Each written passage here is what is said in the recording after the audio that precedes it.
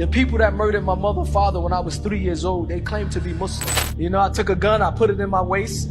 I called my friends. We went up there, about 20 of us, and I walked into the masjid. I don't know if you guys are as excited for this video as I am, but I haven't watched it yet. And it's called I Went to the Mosque with 20 people and loaded guns. This feels like a scene out of a film already. SubhanAllah, Allah is the best. Allah makes the best stories. Way better than any story that any human on this world has ever made. Allah makes the best stories, and the stories that are true are incredibly amazing. And let's see this brother's revert story, inshallah. I can't wait to hear it. And I remember one day, you know, this was a point, I got to the point of my life, I didn't even care if I wanted to live anymore. You know, I said to myself, I'd done everything you can imagine. You know, I lived a high life. I lived in a gated community, $1 million homes. I flew on private jets. I sold millions of records. Everything that you can probably imagine that will bring you happiness, I was able to experience that. So I got to the point, I said, you know what? There's no need for me to live anymore. What I'm going to do now with my life, I'm going to intoxicate my body. I'm going to intoxicate my brain. Every single day for the rest of my life, I made a pledge that I'm going to be drunk and high until I die. This was my pledge. Because I didn't want to live anymore. I was so unhappy that I said that I'm going to drink, I'm going to intoxicate myself because there's no purpose of life. And one day, in my mind, in my state of intoxication, I was in a recording studio and I got into a fight with my own little brother. And when I fought my brother... I just want to say really quickly that I'm just feeling really emotional listening to this because there are so many people in this world that are struggling with this every single day. People who are insanely wealthy, who have this lifestyle, but are intoxicating their bodies. And this is a lot of people. This is not a few people. This is like the majority. From living in Hollywood and living in LA, I met these people, I've been around these people. The ones that you don't think do it, they still do it. A lot of these people do it. And yeah, it's making me emotional because I just know so many people that are going through this still to this day that just can't get out of that cycle, that are just stuck.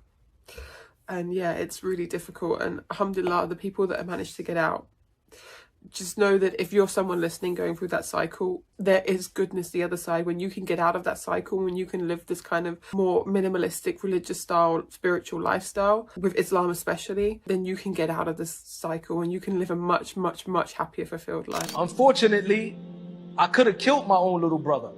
He had to go to the hospital because he had to get staples to put back the hole in his head. He had to get staples to close the hole in his head. And that day, by the permission of Allah, there happened to be an American Muslim named Mikhail Kamil, who was also a musician. When he seen the fight between myself and my little brother, he broke the fight up. And he asked me what was my name. And I told him my name is Mutar. He said it sounded like an Arabic name. How did you get that name? I said, well, because my mother and father were Muslim. He said, so are you a Muslim? And I was drunk and I said, yeah, I'm a Muslim. And he started asking me about Islam. I said, well, to be honest, I don't know nothing about Islam. And you know what was crazy? There was an artist. Most people who might know him. He was from England. His name was Sil. He was an artist that did, I would say, pop music. So one day, Mikhail, he come to me. And I went to Mikhail and I told him I want to do a song with his artist Sil. And Sil at that particular time, he don't do music with no one. But this guy, Mikhail, he made it happen. So myself, the Outlaws, we did a record with Sil.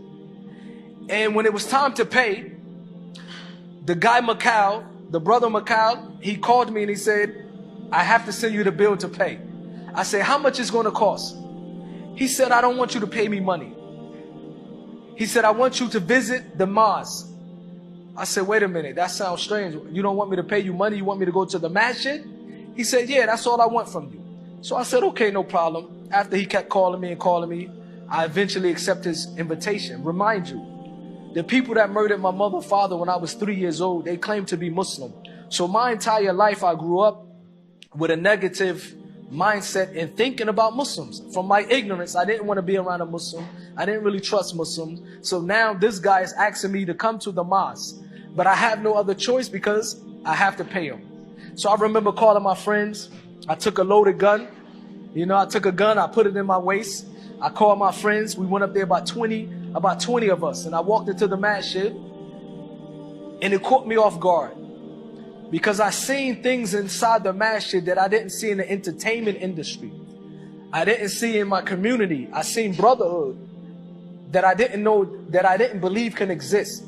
When I walk into the masjid, it was a predominantly Black American masjid, African American masjid, but I noticed I seen white Americans, I seen Arab Americans, Pakistanis Americans, and everybody was hugging each other. Everybody was joking and laughing with each other. So this was a brotherhood that I seen that crossed skin color, race. It didn't matter. They all was one body.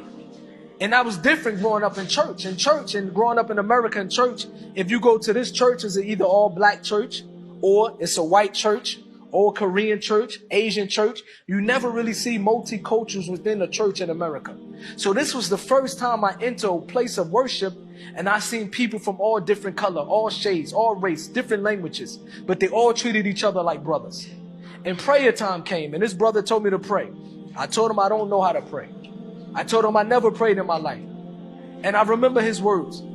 He said, pray with us. Whatever you see us do, you do. But when you put your face in the floor, remember that you're only worshiping your creator. So whatever you want, you ask your creator. And I remember when I put my face down to the floor, this particular time in my life, I didn't want money. I didn't want anything from dunya. Only thing I wanted was happiness and tranquility. I would have gave my money up to be happy. So when prayer time came, I remember putting my face down to the floor, and I remember praying to God. I said, oh God, can you please guide me to a way of life that will bring my happiness? Guide me to a way of life that will bring my happiness. So when the prayer was over, I asked the brother, I said, give me literature of the Quran. The literature of Islam. He gave me the English translation of the Quran. I rushed to my house just so that I can read it. When I started reading this literature, I started reading about names that my grandmother used to teach me growing up as a Christian. Names such as David, Solomon, Abraham, Moses, Isaac, Ishmael. These are names that I knew my grandmother used to teach me that they are prophets. But now I'm reading about these names, and I realized that these are prophets of God and messengers of God. And then I was able to read the last messenger of God, Muhammad, Sallallahu Alaihi Wasallam, who came from Arabia over 1400 years ago. And he came with the same exact message of Abraham, Moses, Jesus, and David. And that message was to worship your creator. The purpose of our life is to worship our creator. And when we say worship our creator, it doesn't mean we worship and pray nonstop. No, a Muslim, Islam is a way of life. So that is honestly one of the most incredible revert stories I've ever heard. Mashallah. I don't know what happened to his parents, that they were killed by Muslims when he was 3 years old. Subhanallah, I can see why he would have had so much hate inside of his heart. The fact that he, like a lot of people that convert to Islam, like me, I didn't have everything, but I had a lot in my life. Yeah, people say like, oh, I had everything, I had private jets. I never had private jets or anything, but I had a lot in the sense of like, I was living a good life in LA and things like that. And I did give it all up for Islam, and I never, ever, ever regret that, because I didn't find any happiness in it. And there are a lot of people that say the same thing. SubhanAllah, you know what, I think we're just not meant to live in worlds where we're like constantly overwhelmed by all these things. We are meant to live in a world where we live a more humble lifestyle, and that's what we've done for centuries, and we feel happier that way, where we get to relax, where we get to be with family. Family connections, they mean more than any material thing. When we get to have family connection, be in our tribes, we get to worship our creator, which again, people have been doing for centuries and has made them very happy, and for some reason we've stopped doing it. All the things that actually make us happy. Eating well, being grateful over our food.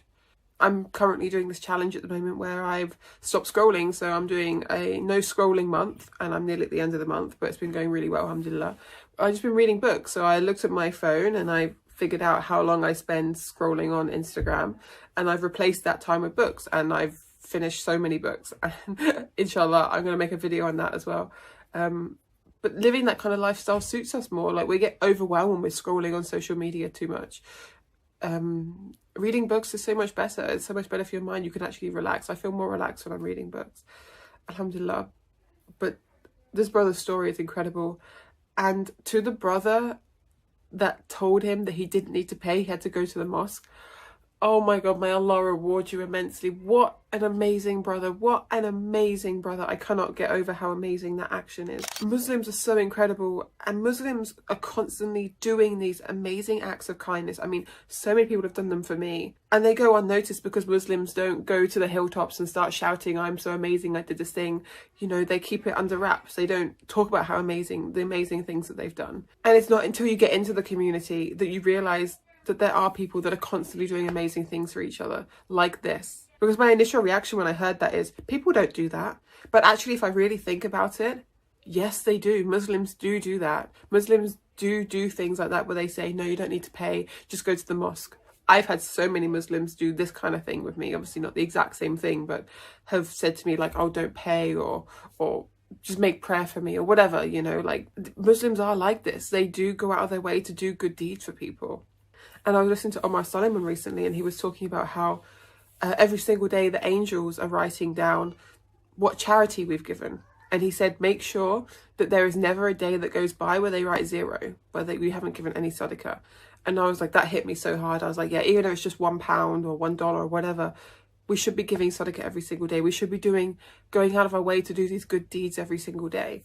Alhamdulillah, like the way of life that Islam presents, the way of life that Allah is giving us. Allah is giving us this way of life because it's what's best for us. Allah has created us. He knows what's best for us.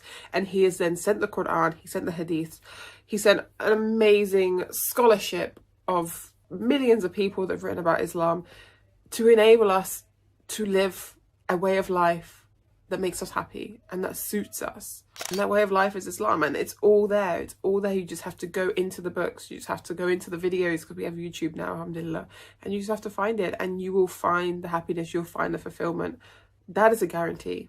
That is a guarantee. And from someone who meets a lot of people who are interested in Islam, who become Muslim, who hate Islam, who are born Muslim, I meet a lot of people and I get a lot of different experiences, and I can say that Islam has brought light to so many people's lives, And the best way for it to bring light to your life is to learn about it. If you are not learning, if you're not actively learning about the religion, not actively engaging in Islamic content online, reading Islamic books, reading the Quran, whatever it is, you don't grow in the religion. You can get stuck, and you can even start getting less and less. Your deen can go down.